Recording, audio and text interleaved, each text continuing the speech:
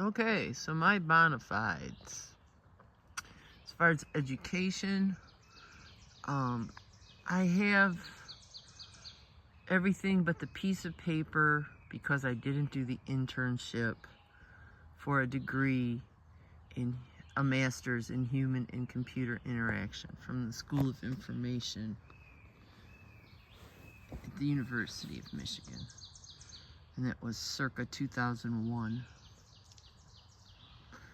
I got my bachelor's degree in fine arts,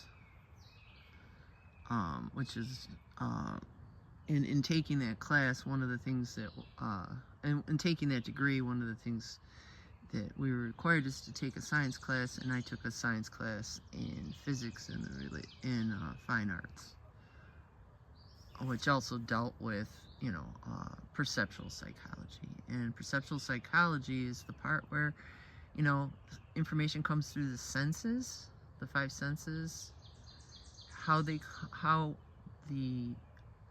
sensory organs take it in, how they process it from there. So that's my interest.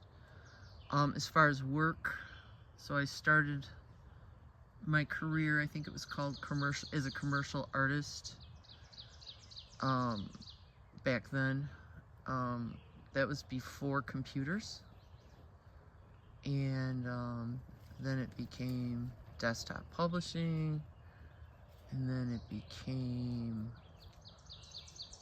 interactive computer training, and then it became websites, and then it became user experience. So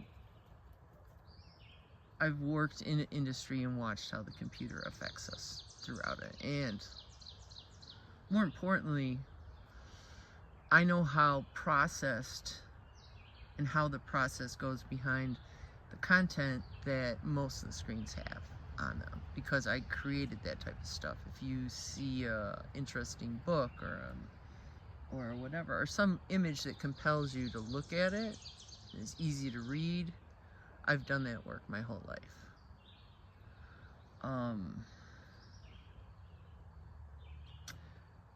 Third is autism, which is something that is kind of suspected, but hadn't gotten around to it until I was here at 61.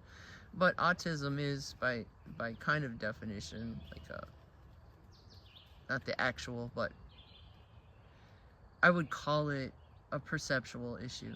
Your senses are processing something wrong. Now, of course, they focus on social cues, but it's something other than that. There's overload.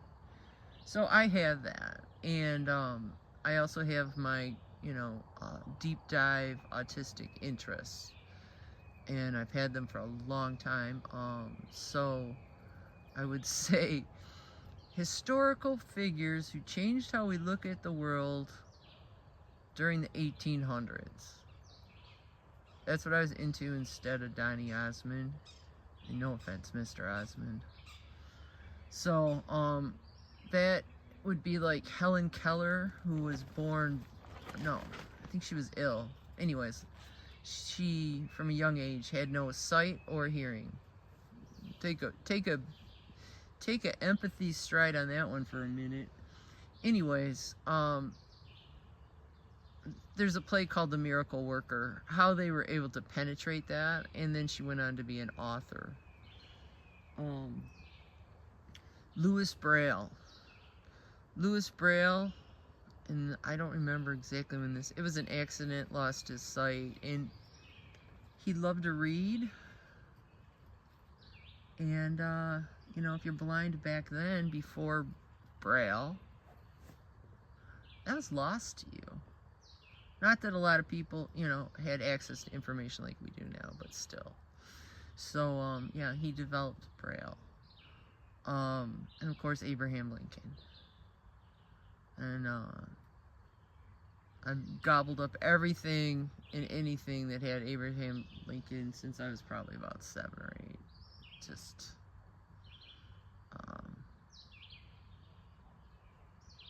I don't know. It's just amazing. So I have that predisposition to that interest. And because I may have autism, or I do have autism myself, it might be some self-sustaining or self-benefiting interest. But probably the biggest Bonafide is I'm a member of the last generation that grew up without computers. I witnessed, because of my career, I witnessed how they entered, and how it changed, how the information was presented changed.